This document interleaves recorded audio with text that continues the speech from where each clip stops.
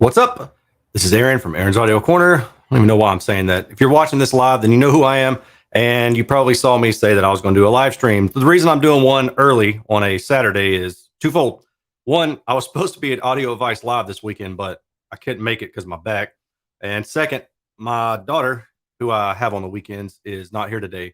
And I thought it would be a good opportunity for me to take any questions that I have from anybody that is overseas, because a lot of people that are overseas normally don't get to watch my live streams because I have them later at night. If you have any questions, please feel free to ask, and I'll just go ahead and kick things off with some stuff that I have coming up. I plan to do an SVS Prime versus Ultra bookshelf review at some point. I've got all three Arendal monitor speakers. Got the 1961 monitor, the 1723, and the 1723 STHX, I believe is the model number. And each of those vary in price. Honestly, I can't even remember what the prices are now, so I'm going to go look up. Let's see, Arendal 1961 monitor, Audioholics review. I need that one right now. So I've already tested that one, and I was checking to see how my results compare to theirs, and it looks pretty much in line. My results have higher resolution just by the nature of the measurement method, but if you look at them, they make sense. So no real big discrepancies there. Let's see if we do compare monitors. What is this? Okay, yeah. So I've got all three of these monitors in for review, actually loaned directly from Arendal. And I did that because I've had a lot of people request that I review their monitor speakers in the last year or two, I guess. Basically, whenever I reviewed their 1961 bookshelf speaker, a lot of people started requesting for me to review their monitor.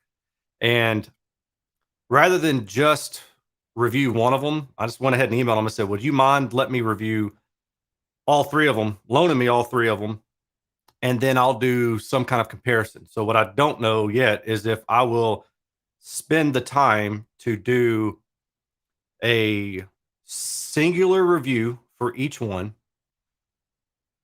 or if I'll just go ahead and review all three at the exact same time in a comparison style format. Now, a singular review would be a little bit more of a deep dive. So that's the benefit of me doing those, in case you're wondering why I would even bother spending my time doing one at a time. That's why. But if I did a singular review, then I would still follow up with a comparison, a direct comparison. And I just got to figure out, like, do I feel that it is necessary for me to do a singular review? So I'm still kind of on the fence about that. If you have any comments, if you'd like to see me do both styles, where I do a review for each one individually, that's maybe 10 to 15 minutes long, and then do a comparison that might be maybe 15 to 20 minutes long. Or if you don't think you'd watch the singular one and you'd rather just see me go ahead and compare all three out the gate, let me know in the comments below, and that will help me make a decision that makes more sense for me. Just knock something off my table. So I'm curious, do they have the price on here? That's really what I want to know. Oh, why don't they tell me the price directly? All right, let's go see what the price is for each of these. The 1961 monitor, and then the 1723 STHX. STHX. All right. The S is slim. That's the difference. Two 6.5-inch woofers versus two 8-inch woofers. All right. Let's see. Do they have the price on here? I do got to say, Arendal makes really good product, but I wish their price was just more right up front for me. You know, instead of I got to click buy now to see what the price is. Okay, $10.99 per pair for the 1961. Let's do this. $19.99 a pair for the Monitor S THX, so the slimmer version. And then $24.99 USD for the 1723 Monitor THX with the 8-inch mid-woofers. I'm really going to be curious to see how this turns out. I can go ahead and tell you that the 1961, I've already tested and listened to that speaker. It has to be used with the subwoofer. There is zero low end to the speaker. But I'm not upset about that because Arendelle tells you use a subwoofer, and they also provide data that helps you understand why they say to use a subwoofer. But I will also say that the distortion for this being a smaller monitor speaker and also intended to be used with a subwoofer, the distortion looks pretty good. I was pretty impressed. I'm not saying it's the best thing I've ever seen, but for what it is, this is pretty good. Of course, it helps having two 6.5-inch mid woofers, but it's still pretty good. So that's another thing that I've got coming is the Arendelle speakers. I've got some more Aperion speakers. They loaned me a pair of their bookshelf speakers from their Novus line, I believe is what it is. I haven't gotten to those yet. I purchased, you guys got to see this. No, I didn't. I didn't purchase those. Hold on a second. I think I'm actually typing something in right now. I remember what these are called 100%, but I think, that's it. Numi Silk. The Numi Silk speakers. So if you've seen my review for the other Numi BS5 speakers, I think they were $90 a pair. Now they're $109 a pair. It was a 5-inch mid-range mid-woofer, and a dome tweeter. And I was really impressed by the performance of the speaker overall. I mean, I don't want to state that it's the greatest thing I've ever seen again, but for the price, it was really class leading, and that's still true today. So what I've got now are these Silk 4 speakers, and I'll be reviewing a pair of these as well. And they're more expensive. Let's see, spacious. Oh, this is kind of marketing speak. Let's see what else they say. 1-inch tweeter, 4-inch. Yeah, I don't know. Crossover stuff. They're not really giving me any reason here why this is a better speaker than the BS5. So we'll see. I've got that coming up, like I said, and I know I've got some others, but I can't recall what they are. Oh, Klipsch the 7s. Those are coming up as well. And I actually posted a review on Patreon. You guys can see what I've got going on there. So this is what I like about having Patreon is that I can do, where's that at? Okay. So you can see, let me show you guys the results from Patreon I said, do you want to see the Klipsch 7s, Acoustic Energy 100 MK2, Dynaudio Heritage Special, or Arendelle 1961 monitor? And the votes so far are leaning toward the Arendelle 1961 monitor. But you can see these are some of the other speakers I have coming up. So the Dynaudio Heritage Special is another one that I've got coming up. So that's what I've got coming down the pipeline, and eventually you'll see those reviews. So let me go back. Chris Wyndham. Hey, Aaron, I'm a subscriber. Do you still have those ELAC speakers to give away? Thank you, man. Yeah, so the plan was I was going to give the ELAC speakers away at the Audio Advice live show this weekend. Just the idea was that a subscriber would come up and they would say, I'm a subscriber, and then show me. You gotta prove it, right? You can't just say I'm a subscriber. I need to see that you've been a subscriber because that makes it more fun. And if you haven't been, then I'm gonna give you crap and I'm gonna be like, no, you can't have them, jerk face. Kidding. But since I wasn't able to go to that, then I'm not able to give these away. So, Chris, actually, what I was planning on doing today or tomorrow is to post something for patrons. And just, hey, if you're interested, let me know. I'll put your name in a bucket, and then I'll do like some kind of online drawing or something where I'll just draw a name, and then I'll take care of shipping them to whoever, as long as it's in the continental United States. If it's outside of that, then it might be more trouble. So a patron will get those speakers, which will be cool. So let me go back up. I'm gonna look for any questions that I have. Acoustic Energy 100 MK2, yes, is coming, as I mentioned. AV Nut, nice shirt. Thank you, sir. This is a bit small on me now. I think I've kind of started to grow out of it, but I needed to grab a t-shirt real fast, and this was one of the only ones that I had clean. You can see that it's still wrinkled, though. Bachelor life. What's up, Aaron? How are you feeling today? I am feeling reasonably well. Thank you. Nice to see a live stream. Finally, yes. So I'm assuming you're outside of the United States. You're overseas somewhere. And yes, you, sir, are part of the reason why I'm doing this live stream right now. So if you've got any questions, feel free to ask. Yes, EU friendly live stream. I do like EU. I've been to EU a few times myself. I know you'll need some socks. Use Aaron's generic affiliate link. Yeah, I'll try to remember to put some generic affiliate links at the bottom in case there's any random stuff that you're thinking you might want to purchase. Because affiliate links help me out.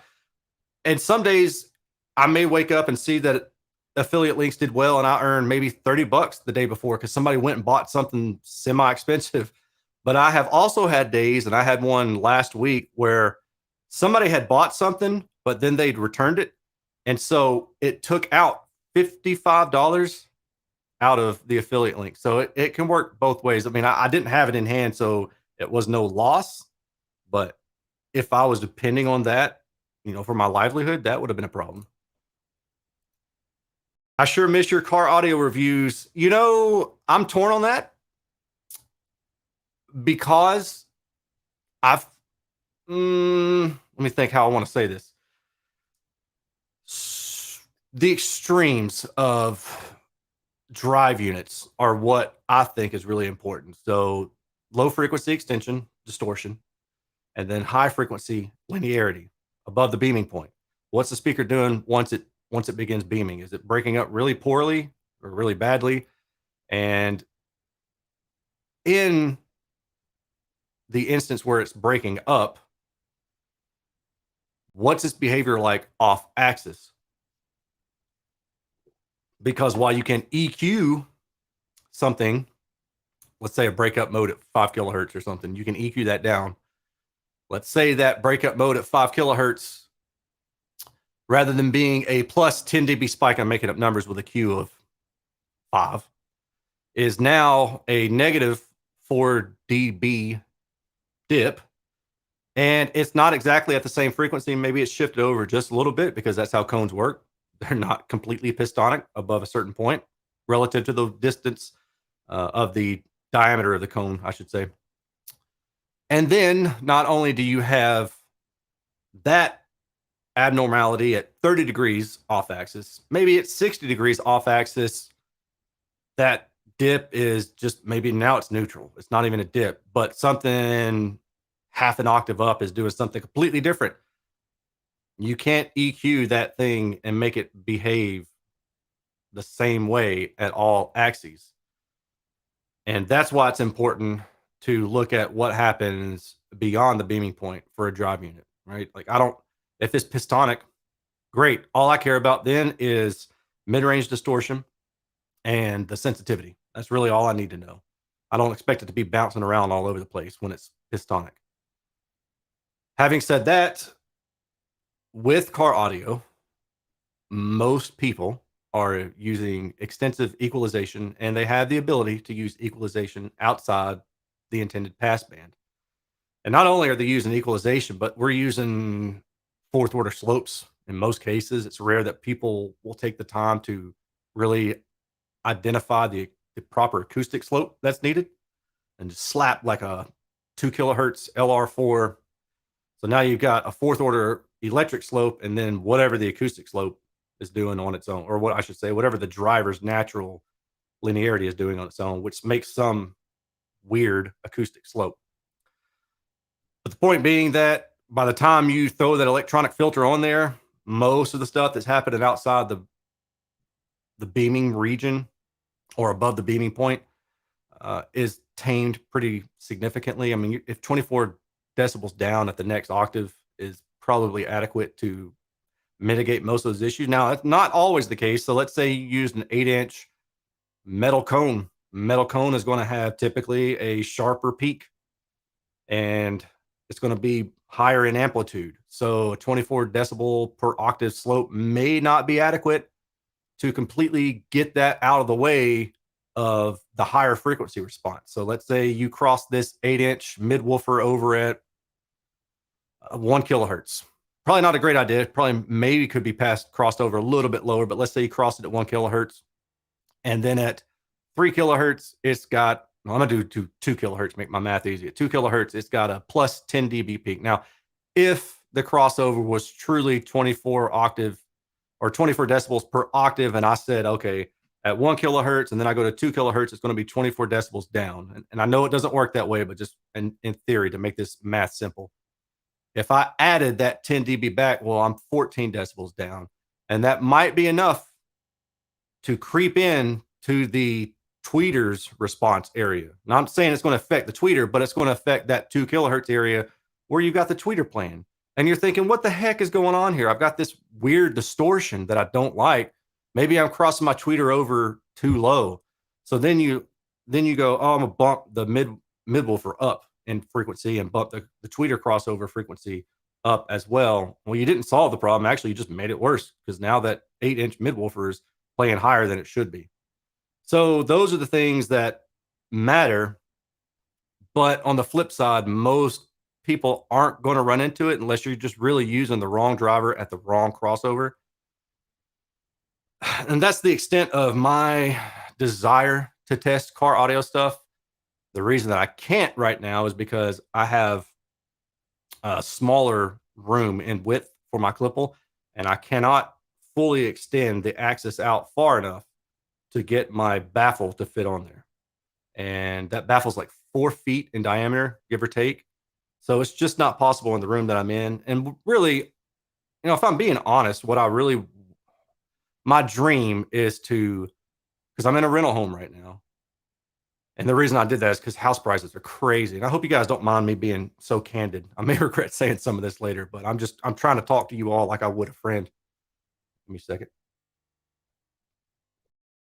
House prices are crazy, as I'm sure most all of you in the United States know. And in my area, it's really no different because it's a really good area to be in. And unfortunately, the only way I can get cheaper is to move way, way away from work. Right now, I'm already driving 30 miles one way to work. The rates are still high, so I don't know what I'm going to do and when I'm going to move.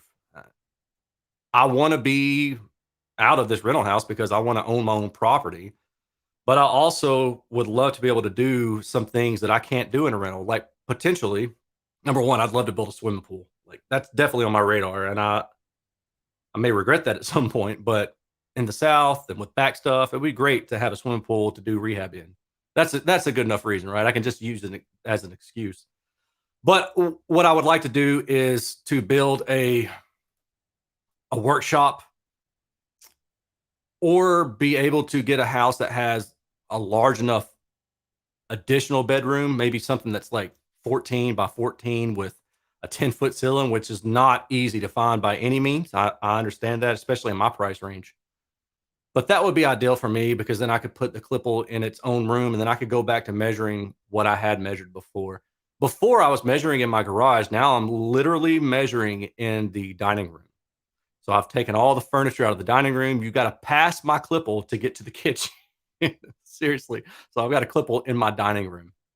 And the one thing I like about having it in the house is that it is more secluded from any external noise. I don't live in a high volume or high traffic volume area, but it's less noise going out into the neighborhood.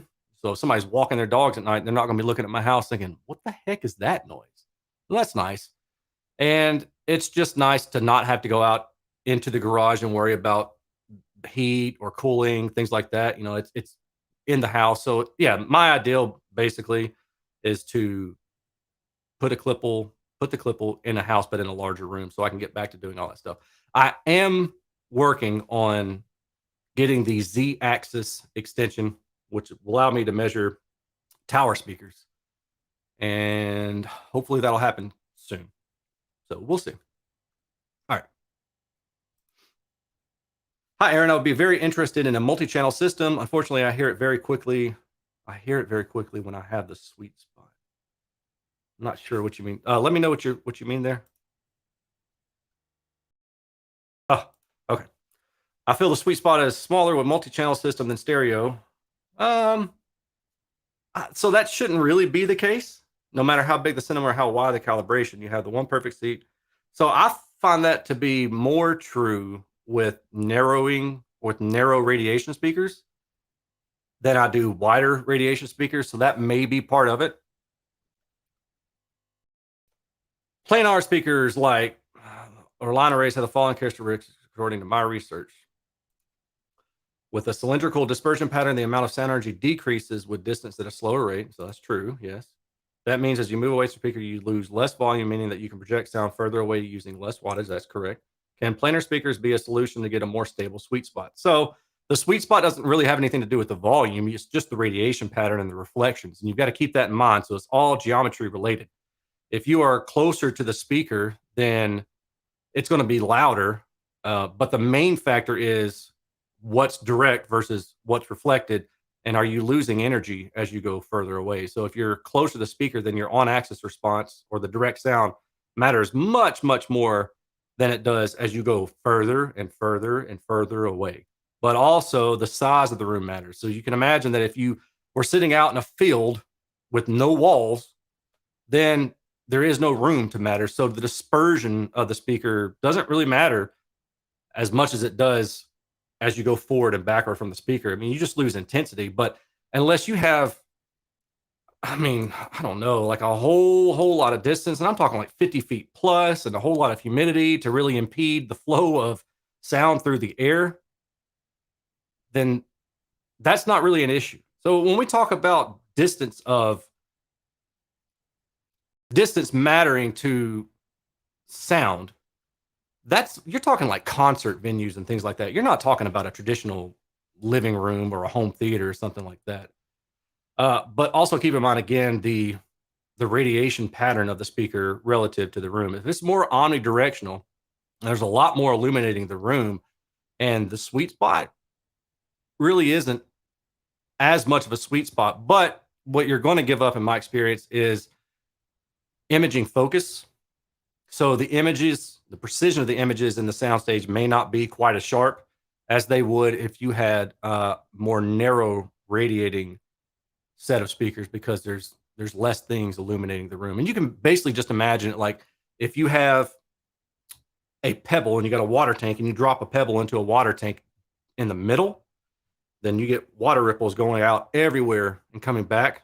And that's kind of like a way of imagining the confusion, if you will, of the sound, as opposed to you took that pebble and let's say you put it right in the corner. Well, there's nothing interfering with the original source behind it. So that's one less set of reflections. So it's a little bit more tighter of a pattern, if you will. You can go play with the Ripple Tank simulator and kind of get an idea of stuff like that. I love doing that. It's really fun to picture the sound waves in your head. Let's see here. Group review for the Arendals. There's a vote for that. Have you heard the SBS Ultra series? Got them from HT, but hearing one talk up seems like a reasonable upgrade with better stereo options. Yeah, at the very beginning, I mentioned that I've got, or maybe I didn't mention, but I've got SBS Prime versus SBS Ultra bookshelf review coming at some point. I don't know when. I posted a poll recently on Patreon, and the vast majority of the patrons voted for me to do the KEF R3 Meta Reference 1 comparison first. So whether or not you're going to lose anything or you would regret having those over the Arendal, they're completely different animals. The Arendal speakers are all waveguided. I think every single one of their speakers in every version of their models is waveguided. And the waveguide has, for one, narrower directivity. And I think it's about plus or minus 40, maybe plus or minus 50 degrees, whereas the SVS, it's a dome tweeter on a flat baffle, so it's not waveguided. And if I had to guess without looking, I'd say you're probably talking about plus or minus 60 to plus or minus 70. But I tell you what, let's just go look, because I can tell you pretty quickly. SVS Ultra Bookshelf Speaker Review. There we go. And looks pretty good. Wider radiation, I can tell just from looking at that, because it's smooth throughout and it's higher on the top end than some other speakers with more narrow radiation. We got diffraction effects going on here. Let's see here. If I go to my glow plot, yeah, this is kind of the big teller. So you can see you're plus or minus 60, plus or minus 70 for the mid range and even the high frequency. Now, if I go to Arendal, Arendal 17. We'll look at the 1723. 6.5-inch midwoofer, because that's closer to comparison. And get there eventually. All right, this is the Arendal. So you're about plus or minus 50, plus or minus 40, depending on the frequency. And gosh, sorry, let me hide this. I'm messing this up. All right, back again. The Arendal 1723 is about plus or minus 50, plus or minus 40. Again, you got narrowing frequency or narrowing radiation, higher frequency. Then if I go to the SVS, get rid of that, you can see that it's much wider. So back to the 1723, and then back to the SVS, and then back to the 1723. So that alone is going to be cause for a big difference in sound. So here's an offshoot that I've talked about before. You'll often hear people say or see people say that measurements don't matter because these two speakers measured the same, but they sounded completely different. Well, first of all, there are no two speakers that are going to measure the exact same unless it's the literally exact same speaker with extremely high tolerance for the parts. So no two speakers are ever going to measure the same. Just forget that.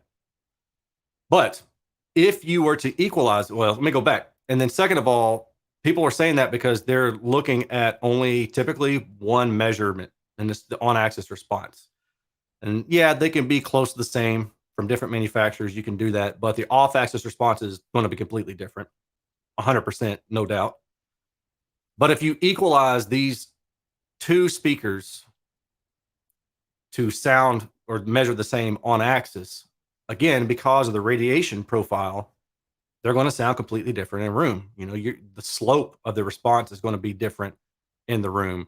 And then if you go and try to make the in-room response be the same, then you're changing the anechoic response. And I don't advise doing that.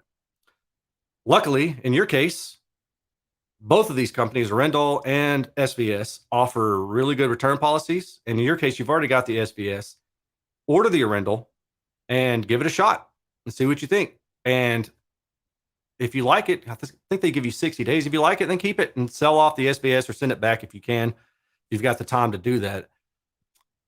Cheap plug, I've got Arendal affiliate link and SVS affiliate link, but I don't think the SVS one works anymore. But if you're interested in trying those and helping me out, then that would be appreciated. You don't have to, but that would be appreciated. Chris, I bought the powered Numi with updated firmware and ports plugged. Listen to them every day in the kitchen. Nice, man. They're pretty cool speakers. AJ James, any plans or interest to test the Perlisten R5M? You know, I think that I actually emailed Perlisten about that about a month ago. I think it was the R5M that I asked them about, and I haven't gotten a reply back. So maybe I just need to try a different email or just try again. They've usually been pretty good about replying to emails at the least. So I'll try. I'm hoping to.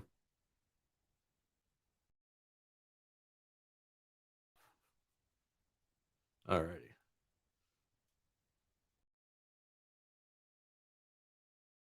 Megatron's arm cannon. Hello, everyone. And I wanted to call you out specifically because you like big speakers, and we all know that big speakers or subwoofers are the best.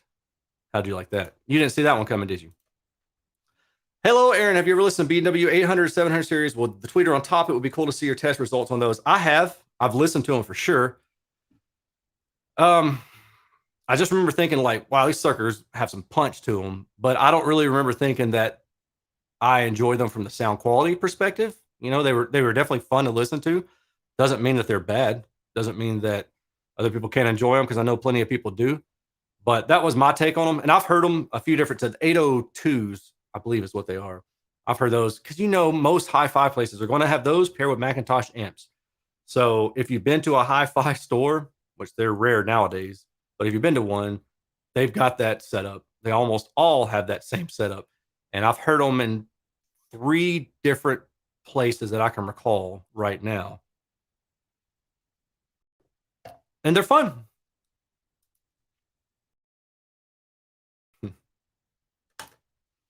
Here's a question from the EU. How much do my cheap speaker stands impact my listening experience? Well, if the speakers aren't resonating and sending resonance to the stand, then you're okay.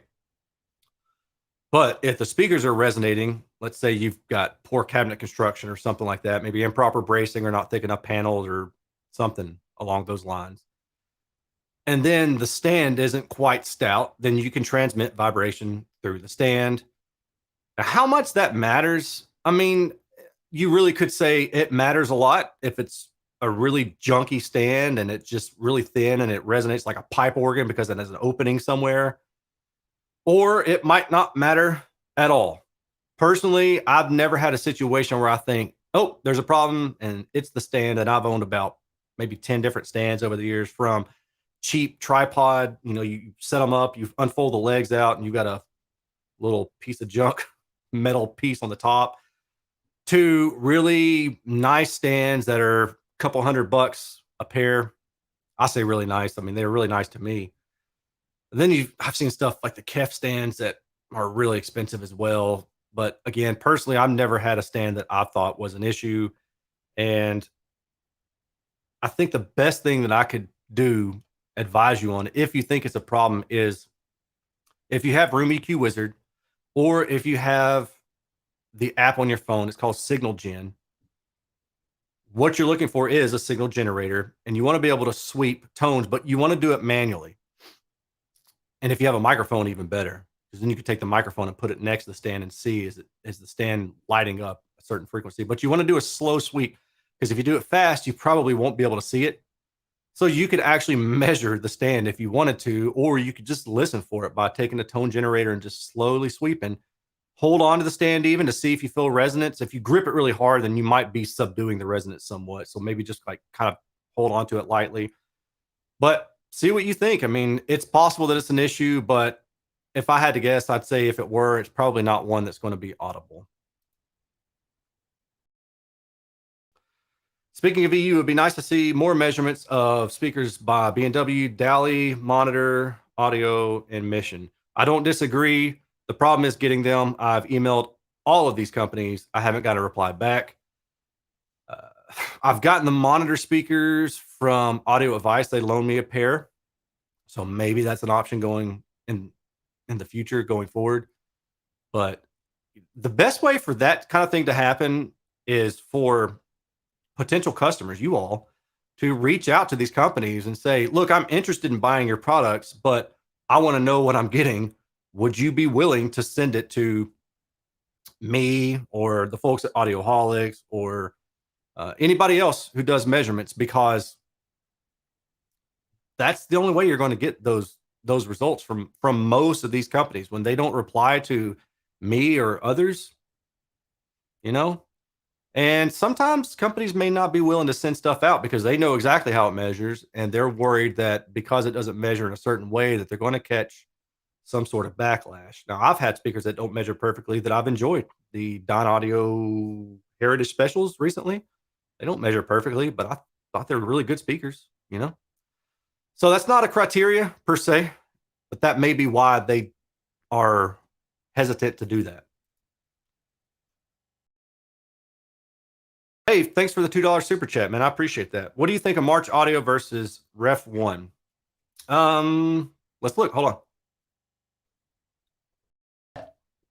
I'll throw this up here. Rendell. I'll hide all these. Okay.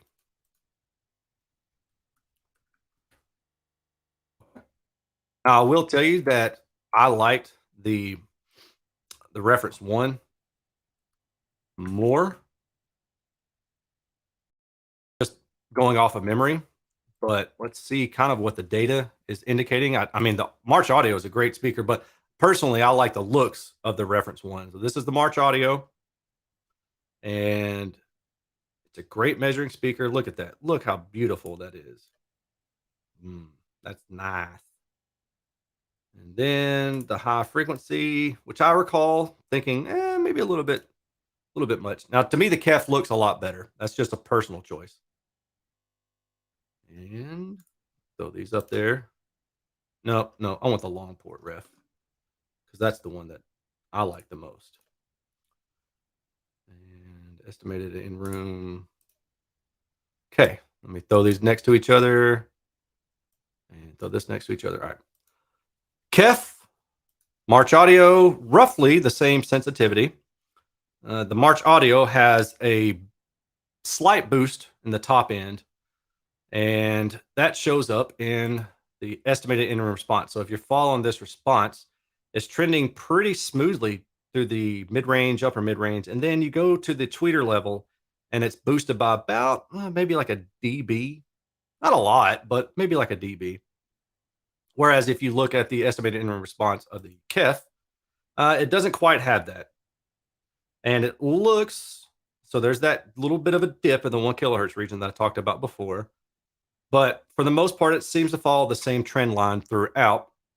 And the thing that you might notice is that the KEF is a little bit higher in level, not relative within itself, but that line isn't as downward sloping as it is with the March. I think the March is maybe just a little bit more downward sloping. And I believe that's going to come into play when we look at the radiation. EQ ability or directivity indices, let's look. In blue is the KEF down here. Looks really good. I would expect nothing less from a coincident driver. And then the Sointuva. Um, I tell you what, for having such a large waveguide that it has on it, if you guys don't remember, let's go back. That's a large waveguide, and it's just a two-way design with passive radiators on the back. So these are the two passive radiators on the back. For having such a distance between the two, the CEA looks pretty dang good. I mean, it's a fantastic speaker. I really can't say anything bad about it. So let's keep going, and we'll look at the glow plots because I think this is kind of the one that's going to be more more noticeably different. Yeah. Okay. So let's look. KEF reference one, radiation width about plus or minus 70 to 60 to 50 in the high frequency. The March Audio radiation width is about plus 60, but it narrows up pretty drastically in the higher frequency. There's just less high frequency content being sent out into the room. Again, go back and forth, and we'll see that, yes, the reference one does seem to measure a little bit wider. Gosh, I keep doing this. I apologize. I'm going to do this again. Reference one, March Audio. Reference one, March Audio. Again, you can see that the reference one is wider throughout, and it maintains that profile. It doesn't suddenly narrow up like the March Audio seems to do. Now, that may be a testament to the tangerine waveguide that KEF has here. You know, they say that's part of the design is to help with radiation. So it seems to be doing a pretty darn good job. Now let's go look at compression because I remember compression being good on both of these speakers. Okay. That's the KEF, and then I'll go grab the March Audio.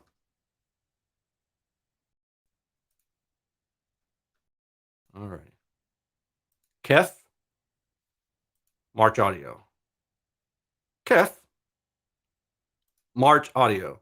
All right. At the highest output level, the March Audio has its issues. The KEF has some issues at the lower, but when you're talking swings like these, I mean, it's plus or minus half a decibel. I'm okay with that. It's not a big deal. But this right here, the March Audio is it's kind of just given up. It's output limited where it just starts to fall off here.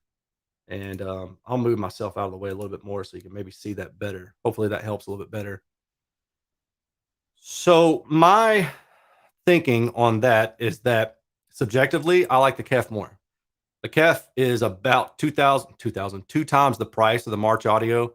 And I like the KEF because I don't want to say that it has better linearity because both of them have really good linearity. Both of them take very well to equalization if you want to do that. But out of the box, the KEF seems to measure better.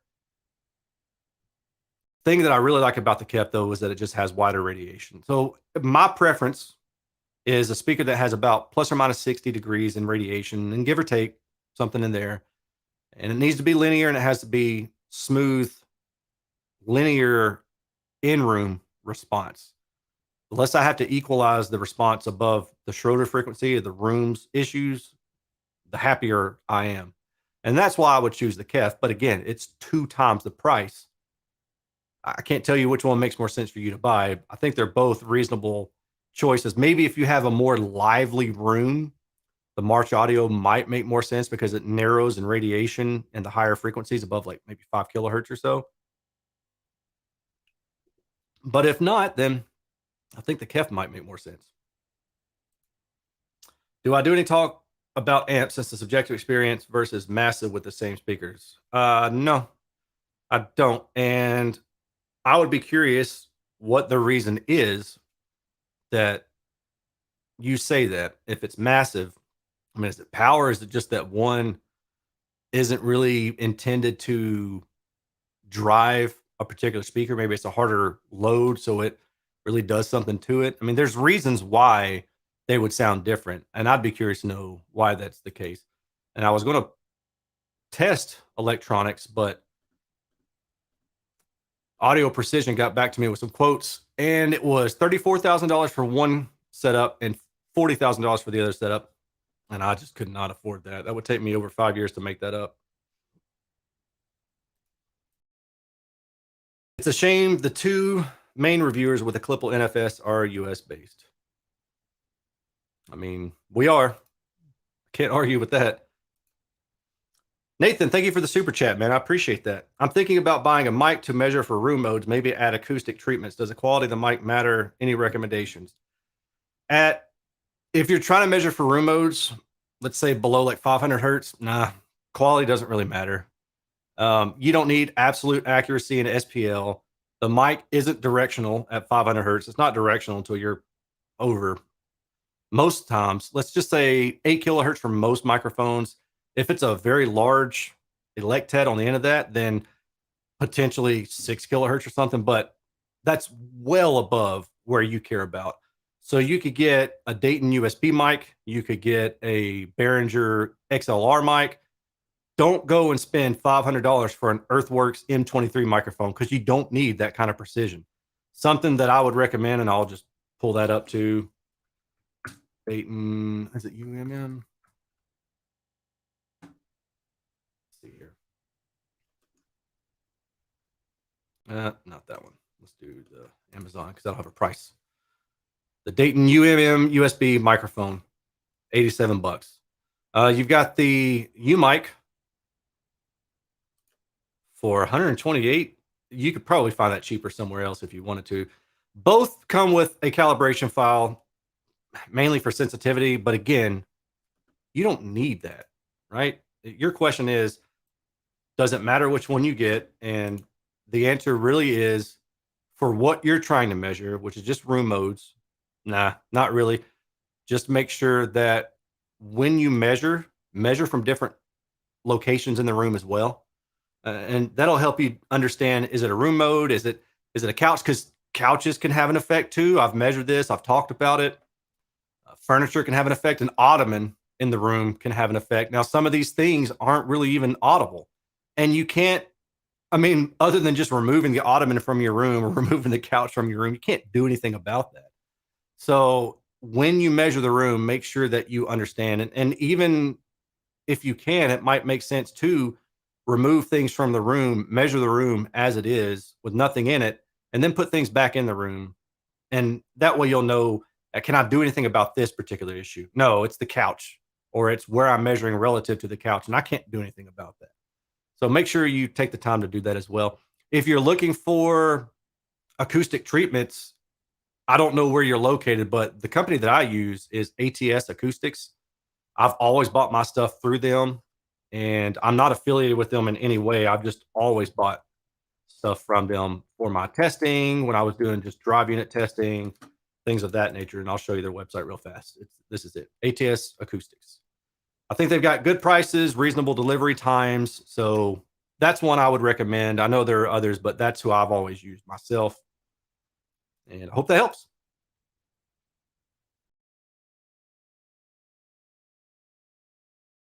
Although we do get Neumann and Genelec. Yes, we do. Can you mix Monolith THX 460T and 365C front stage with Monolith Encore C6 as surround speakers? Yeah, I mean, I wouldn't really worry so much about tonality changes with those kind of things, and mm, trying to think here. Is there a reason why I think it should matter? Just make sure that you use the C6 vertically, which I'm sure you're going to do anyway. And understand that when you do that, you're going to be more height dependent. And I've got measurements for that if you want to go and look and see what it looks like when I stand it up, then you can get an idea of what the height is doing. Or just look at the horizontal response and understand. I think it's probably like plus or minus 20 degrees. You don't want to be too far beyond that range because then the tonality really starts to suffer and you get big lobing issues between the tweeter and the mids. So keep that in mind. But yeah, man, I wouldn't worry about that. I mean, if we're talking like everything's got to be perfect, then yeah, it might matter. But I don't get hung up on things like that when you're talking about a home theater where you're going to wind up EQing things anyway. Um, to some degree, it would matter, and maybe you would be better off getting something like the bookshelf speaker, the B6, just for vertical orientation reasons. But I wouldn't worry about it. I think you'll be fine with that.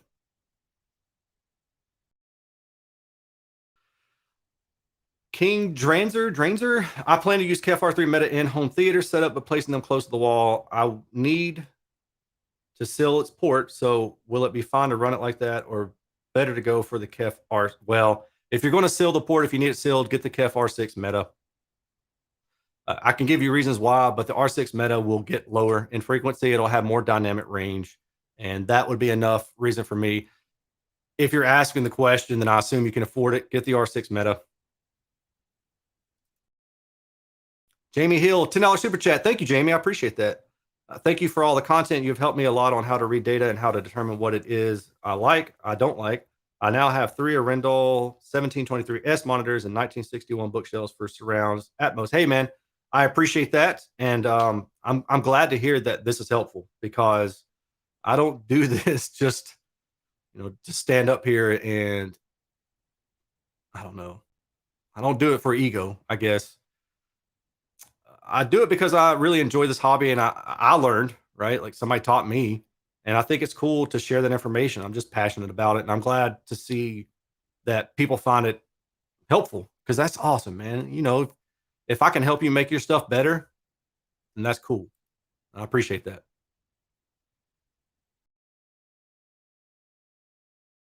Are you sipping on some scissor because I said that big subwoofers are good or the best? Did I say they're the best? I don't remember. Um, no, no, I'm not. But I understand why you think that. Alex Oregoni, 4.99 super chat. Man, I appreciate that, Alex. Which manufacturer is generally more to your taste? Focal versus Sonus Faber, directivity, frequency response, etc. All right, my direct experience with Sonus is Sonus Faber. I don't have any. I've heard some of their speakers, but I don't have any direct experience in my own listening session with my own music, and I definitely don't have any experience with measurements of their speakers. That is something I would like to try to measure at some point and review as well. But I don't honestly, man, I don't really have any direct experience with it. Focal, it seems like some of their stuff I'm not fond of because the top end is just a little bit too much for me. But their monitor speakers are good. I have reviewed their monitor speakers and I've heard a couple of their other ones, and I tend to like their monitor speakers, but their top end on their other speakers just seem to be too much. Even their car audio stuff, the top end is just it's just too much for me, and it's not something I personally like. That said, those K2 tower speakers that they have, and I don't know if who all knows what I'm talking about. Or is it the K2? Ah, Focal tower speakers. Let me Google this. Number 3. That's what I'm thinking of. I don't know why I said K2. I guess I had tower or car audio in my head. these in this. Where's the blue at? Oh no, did they get rid of the blue? Focal Canta blue. Where are you at?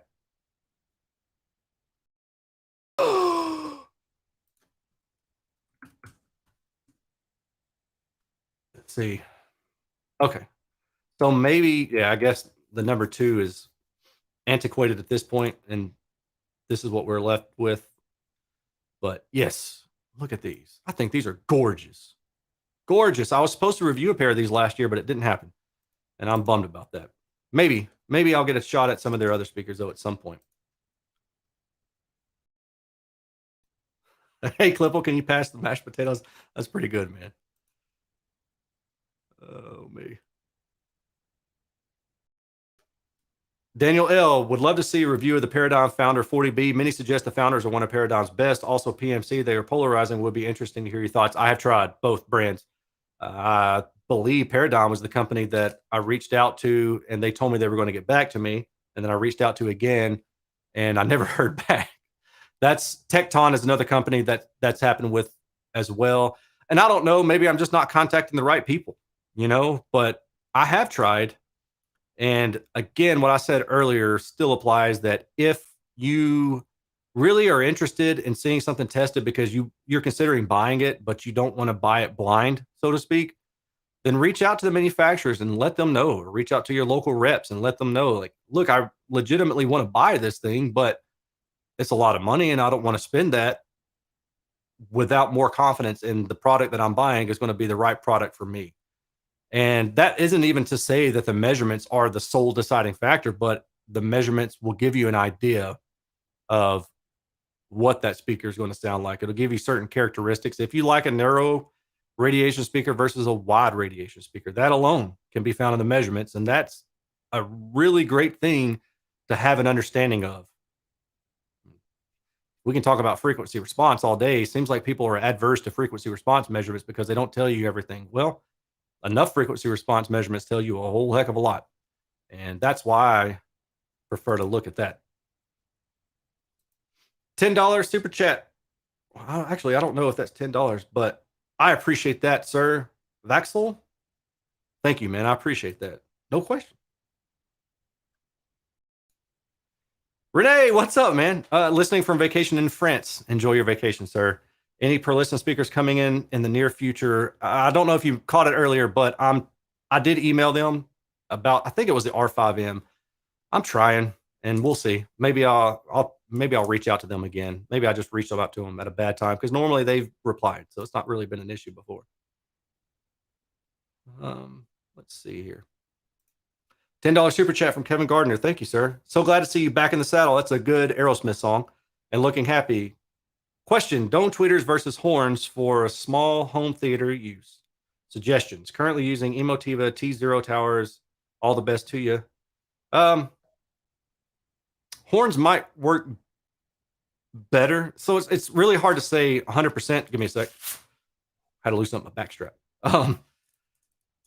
So because not all dome tweeters are wide, or maybe not all dome tweeters are as wide as other ones. Some may be shelved in a little bit of a waveguide, just a little bit, and that can make enough of a difference to be plus or minus 70 or 80 degrees to plus or minus 50 or 60 degrees.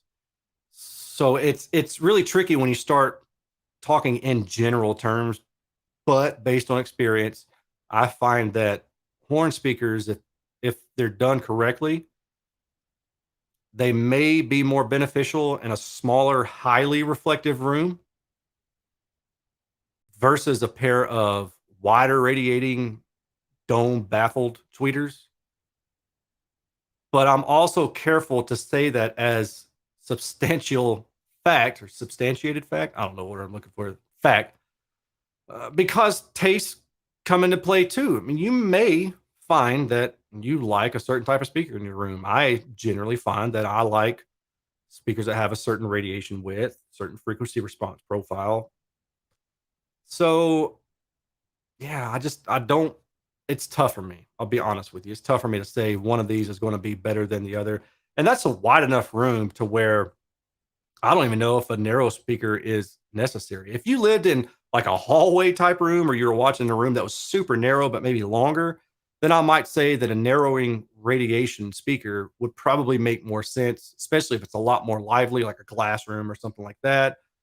Um, but for that question, think about what it is that you like about the speakers that you have, and then compare that because I've got measurements for a lot of these different speakers that you've mentioned here, and then look at the data and then compare that to other speakers that you may be interested in. For example, if you find that the C or the B1 Plus speaker is a good speaker for you, to be honest with you, I don't know that I can name another speaker at its price that I like more, frankly. Now, the T0 towers, I don't think I've reviewed those. I think I've done the T2 Plus. So I would say though that the horizontal radiation is probably going to be similar to the T2 Plus. So you could check my data for that to kind of get an idea of what's going on there.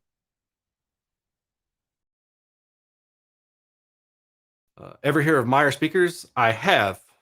Blue horns look interesting. So I've looked at those, but I don't really recall what they were. Let's see here.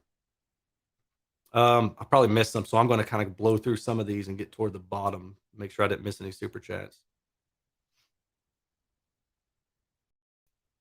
Sean B. Aaron, I've also noticed speakers will sound different beyond measurements based on cone and tweeter materials. I'm sensitive to timbre of drivers, but the measurements will show you what you're hearing.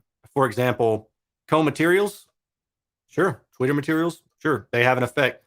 How are those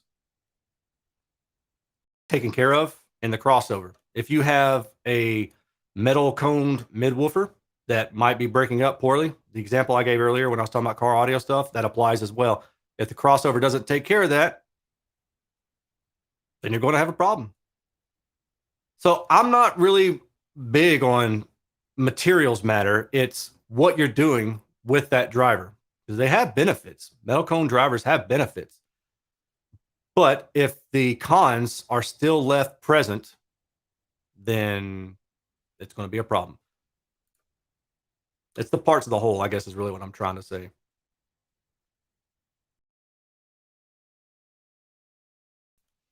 What are your thoughts on Harbeth speakers? I don't have any experience with Harbeth speakers at all, so I really can't say. Da, da, da.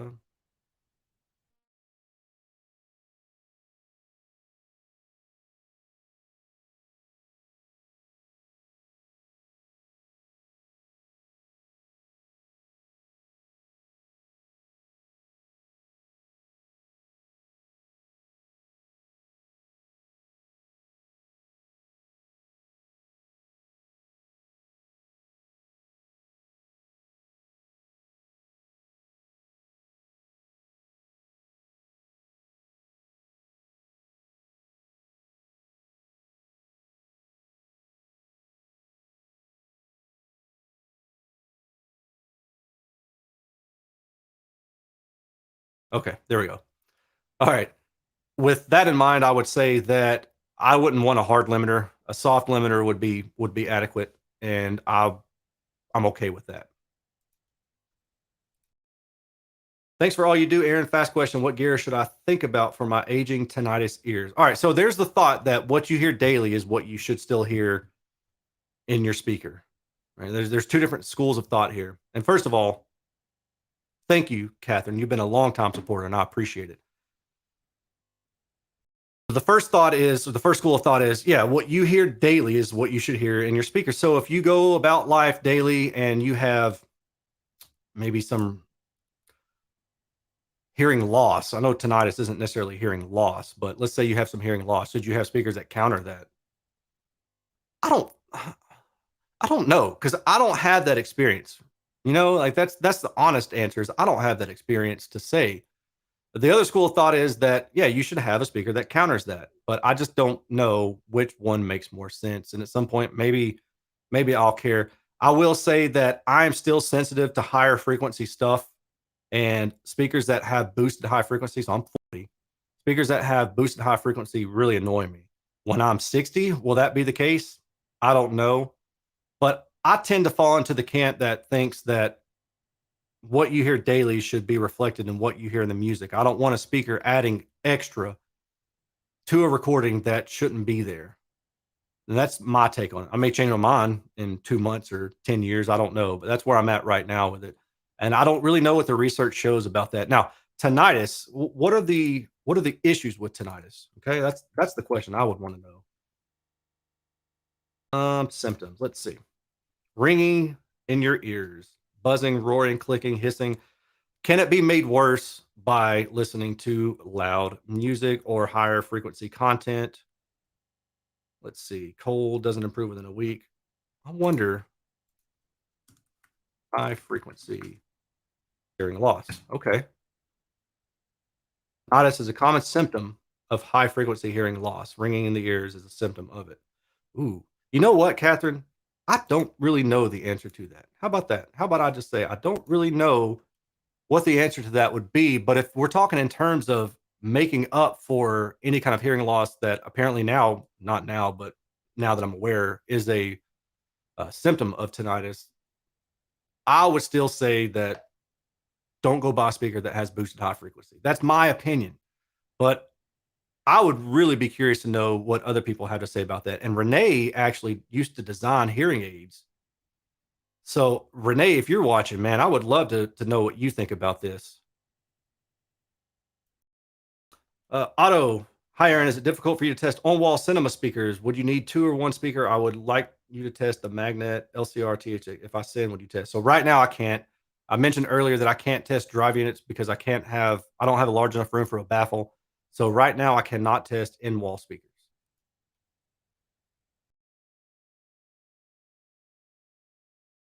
Have you tried to contact Legacy Audio? I don't know.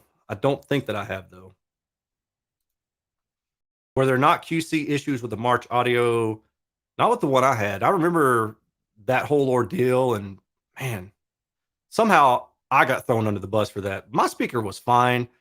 I do recall seeing that there were a couple things, and I think one of them was that was it the drive unit and something like there was an air gap in the tweeter that shouldn't have been there. So maybe it was a quality control from say CIOS, uh, or was that SB Acoustic? I can't remember who it was.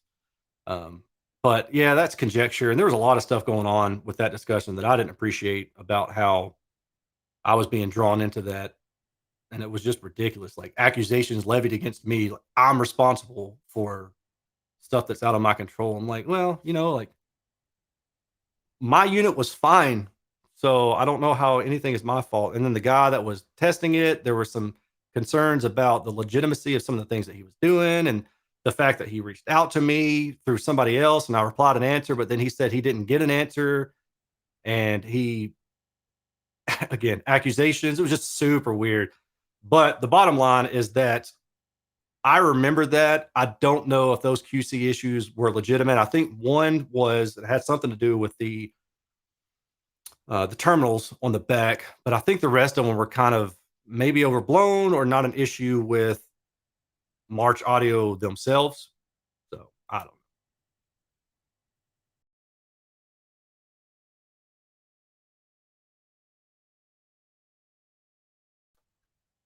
Okay.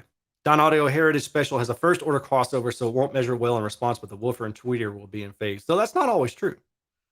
I mean, if just easiest example, you can have a first order crossover that's out of phase by taking the polarity of the woofer and flipping it. It can be out of phase. First order crossovers are not magic.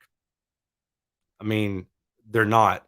And there's this notion that they are, and that when they're used, they improve all these magical things, but they're not. And actually, first order crossovers are more of a pain in the butt because, again, when you get past the beaming point or into the beaming point where the radiation of the speaker is narrowing and the cone is really starting to react in different ways as you go on axis versus off axis, if you got a first order crossover, you ain't doing a thing about that. You're not. I mean, it's still going to have all those issues because it's not tamed down enough. And then the vertical directivity is going to be a pretty big issue. I don't think I've seen good vertical directivity in a first order crossover. And it may not matter a whole lot as long as you're within the right window. But if you go too much below and beyond that window of maybe like plus or minus 10 degrees, for most of the ones that I've seen, then you got problems. Um, but I just don't subscribe because I have direct experience with building and wiring and doing all this stuff, speakers and multi-way systems, active, passive. I've been doing this stuff for like 15 years. I don't believe that a first order crossover is any better than a properly designed fourth order acoustical crossover. So that's just my stance on it. And actually the ones that have lower order magnitude crossovers tend to actually be worse for what it's worth. The reason that a lot of these speakers, like the reference range type speakers, are so expensive and have really good linearity is because they use higher crossover slopes, and those additional orders mean more components, more capacitors, more inductors, more resistors, and that's expensive. And they're going to pass that on to you as well. So is it worth it? Most of the time, I think so, but then sometimes, not really. Let's see here. Okay. Any general thoughts about subs integrated into towers as it completely limits placement in a space? And to me, at least, sounds like a really tricky situation depending on the room. So subs integrated into towers. So at some point, I'm planning on doing a discussion video about bookshelves versus towers, and I don't know quite the direction I'm leaning toward. Bookshelf plus sub versus tower, or do towers really buy anything? Because a lot of the cases that I'm seeing, unless the towers are huge, like big towers, they don't really get you a lot lower than a good bookshelf speaker. They might get you maybe 5 or 10 hertz lower F3, maybe. What they do seem to provide is a little bit higher sensitivity and a little bit better power handling or compression, distortion, those kind of things. But is it enough, to pay the extra money for, or does it make more sense just to get a bookshelf and a subwoofer, where the subwoofer is going to be a benefit to both the bookshelf and the floor stander as well? If the floor stander gets down to 40 hertz and the bookshelf gets down to 50 hertz, well, both are still going to need a subwoofer, at least for home theater.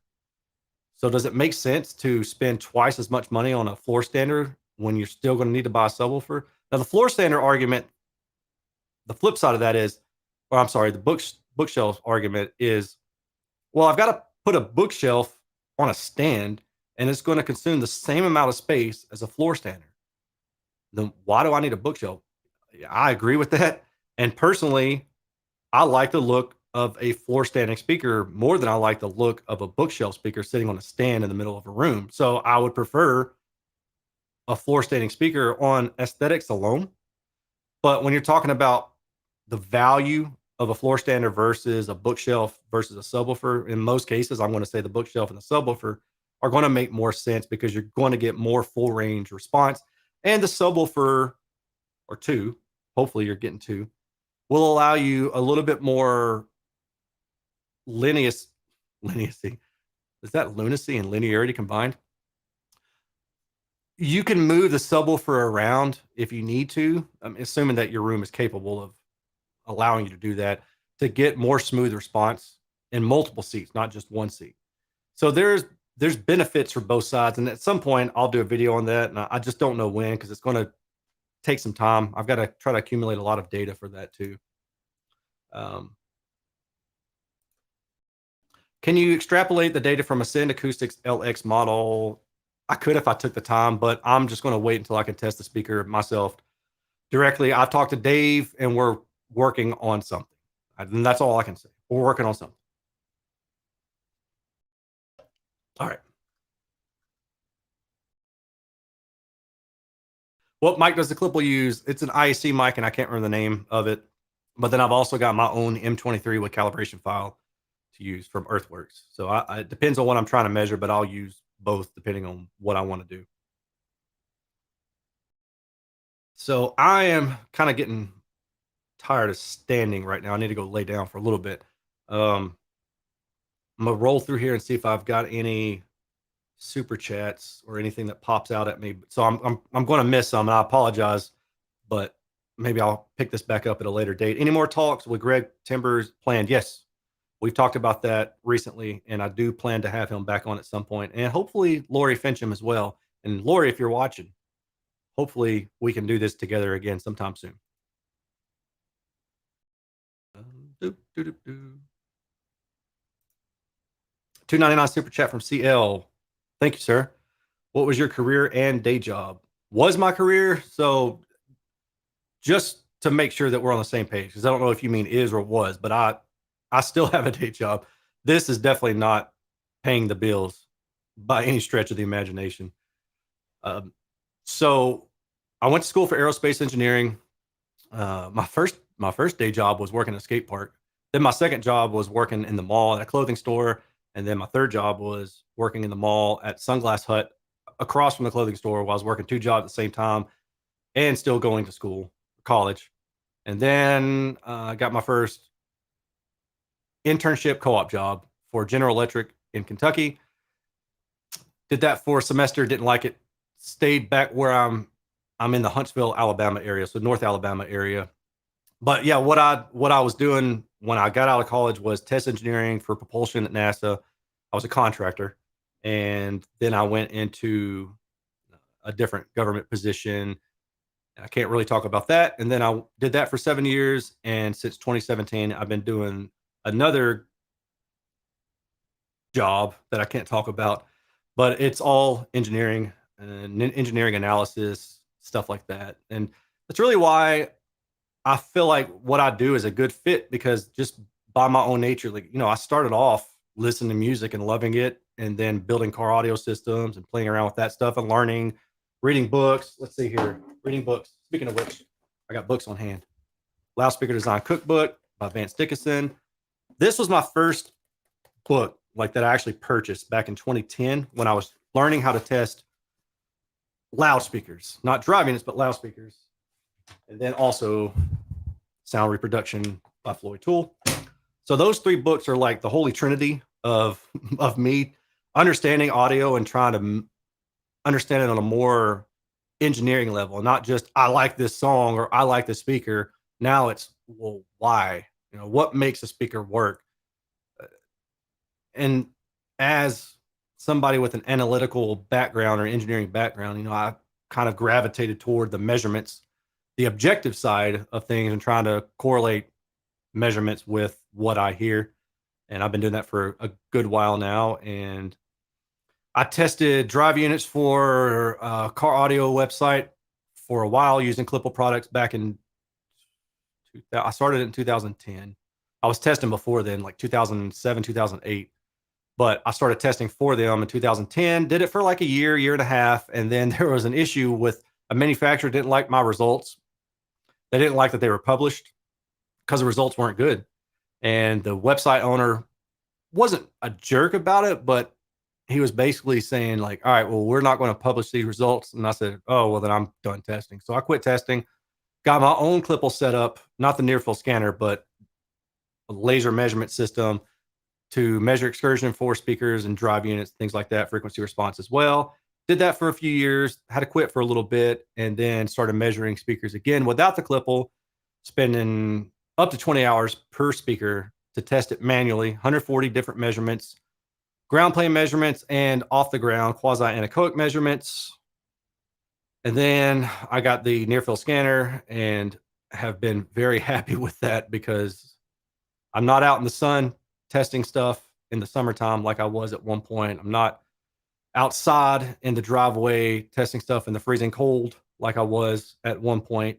I'm now able to do it from the comfort of my house, and it's a lot faster. It's automated. So anyway, hope that helps. Let's see. I'm like really far off. Sean B., an audiologist, said that where your hearing loss begins is where it will sound harsh. For example, was that it's common for seniors to find voices of little children playing to be unpleasant. Listen, I don't know if I buy that. I'm thinking it's just because at some point they've got tired of raising other people's kids, their own kids, and then their grandkids. And they're like, all right, the heck with y'all. Leave me alone. And then they just say, "Oh, it pains my ears. You're gonna take your kids home. I can't be with them anymore." Just kidding. Um, let's see here. Hey, Renee did reply. All right, Renee. Tinnitus and hearing loss are not always present together, but sometimes. If you have hearing aids, I'm in your daily life, then you should probably not compensate further on your hi-fi settings. Thank you for that, Renee. 15, I'm not sure what that symbol is. Super chat from Vaxwell. I appreciate that, man. Is the Super Nate 3 efficient enough for KEF Ref 1? How is Ref 1 in low level listening, like 60 decibels? Do they sound big as medium floor speakers? So keep in mind that decibels is always also going to be distance dependent. Well, it implies there's a distance in there. So if you're listening at a reasonable distance where you're not just cranking on these speakers, let's say 2 to 3 meters, then they're 83 decibels. So tell you what, let me go look up this speaker, Super Nate 3 integrated amplifier. Okay. I'm 9. Let's see what the power is.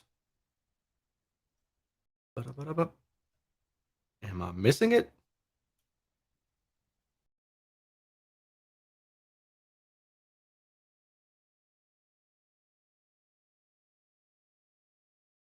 Well, they don't tell me what the power is here. Okay, let me try it a different way then. I think I just went there. Part-time audio file. Maybe he'll have the power rating for this thing. Guys.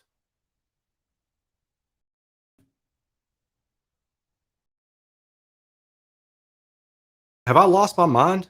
Integrated amplifier. Y'all don't have to answer that. What?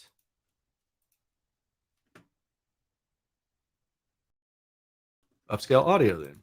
I'm just looking for something that says it's this many watts. Oh, my Lord. Okay, speaker outputs 130 watts per channel into 4 ohm. So 130 watts. So I'll use these online calculators. Let's see. SPL calculator, something like that. That kind of give me an idea. I like that site. But is it this one that I like to use a lot? Yeah, I like this site too. Speaker sensitivity, 1 watt, 1 meter. I'm just going to say 81, just somewhere in that ballpark. Because I think it's 83 and it's closer to 4 ohms. So if I take like 2 to 3 dB off, I think that's reasonable. And if you actually feed it, what did we say this thing was? 130 watts. There's not, that's assuming no peak is left over. I'm just going to say 9 feet. That's roughly 3 meters, not quite.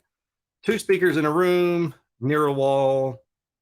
I'm going to put near a wall. 2 to 4 feet is probably reasonable. So calculate. Oh, yeah. 99 decibels for sure. So if we drop this down and we say we want to have some decent headroom, and I'm just going to put 20 watts, just kind of a ballpark number. Yeah, you'll have.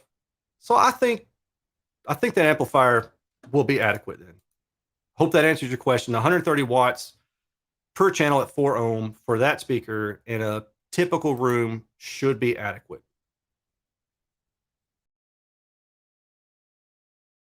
Hello, Aaron. Our Morel car speaker is good. I want to replace speakers with something really good. So the reason I'm answering this and it caught my eyes because I actually just ordered a bunch of Morel speakers, or I am ordering a bunch of Morel speakers for my car. I've used them before, and part of the reason why I wanted to order Morel is because I've liked them in the past. A lot of my friends are using them, and they don't make home stuff, at least that I've run into. So I don't feel like there's a real conflict of interest there because I guess I'll be part of their team, if you will, doing competition, getting back into car audio competition because I love that stuff.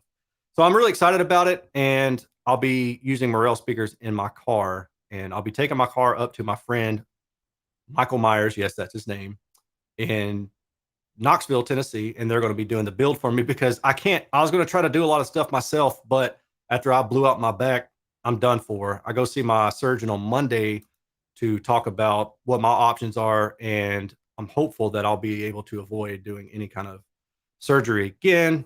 And right now, I've been doing my own physical therapy and stretches and stuff like that, and I am feeling better. So things are looking up. Billy, as long as the stands put the speakers are the right height for you, do not create their own resonance, buzzes or rattles, they should be fine. Yes, I agree with the stand comment. What's up, Ike?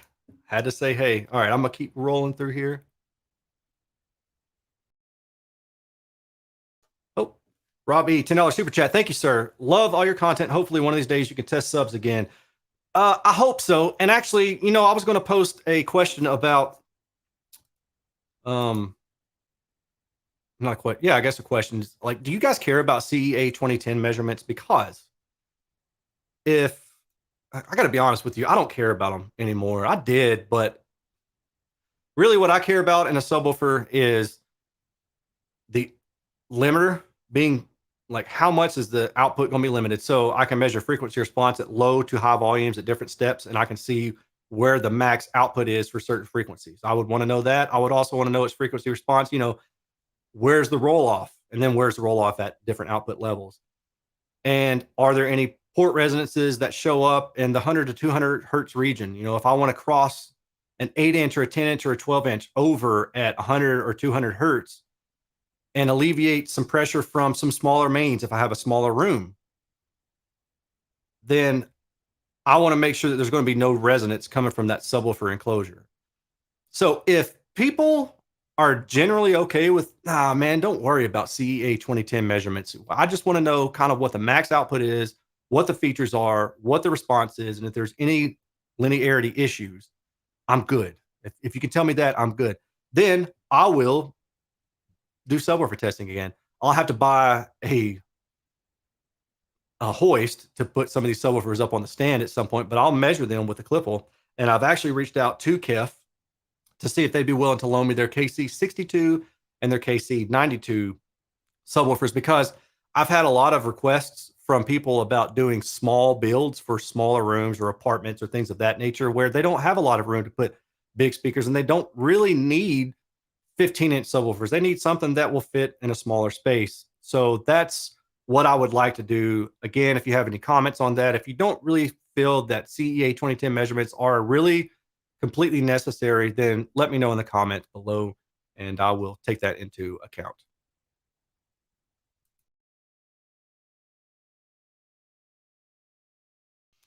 Hey Billy, I'll be using the Helix DSP. Is it the Ultra MK2? I believe.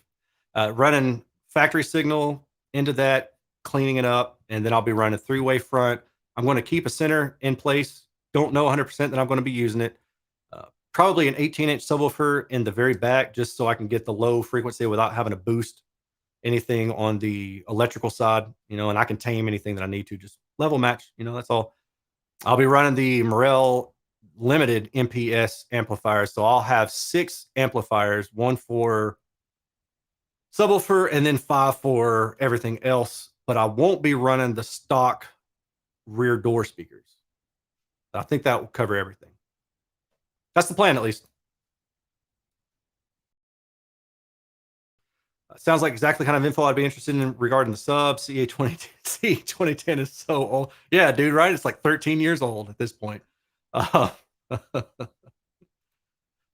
my 7-month-old is doing her best to calm some hearing damage and cause sensitivity in some highs. I understand that.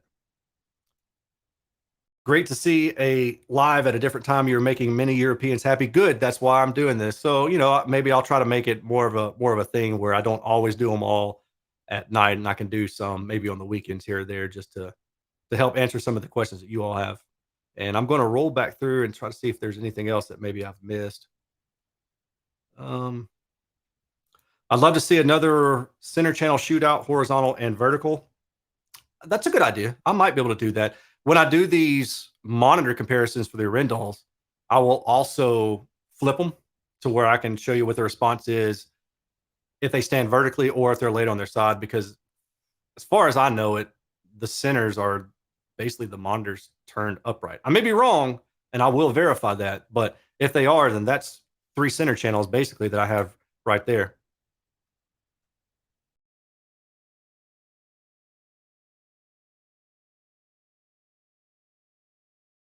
Let's see.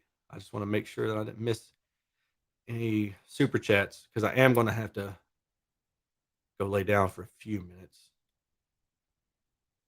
Okay. Yeah, I think I think that kind of covers the super chat stuff.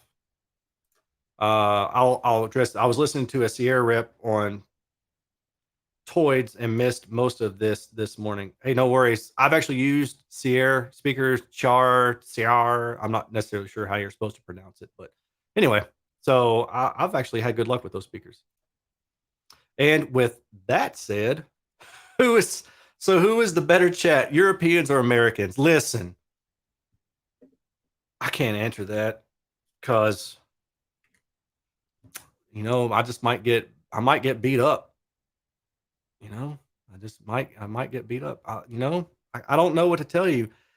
I want to say that the Europeans probably, I think y'all are just because of the language barrier. You guys are more forgiving of my southern accent and my mispronunciations because you understand, hey, it's okay. Not everybody speaks the same language, but you Americans, man, y'all are rough. If you say one thing a different way, immediately I get lambasted.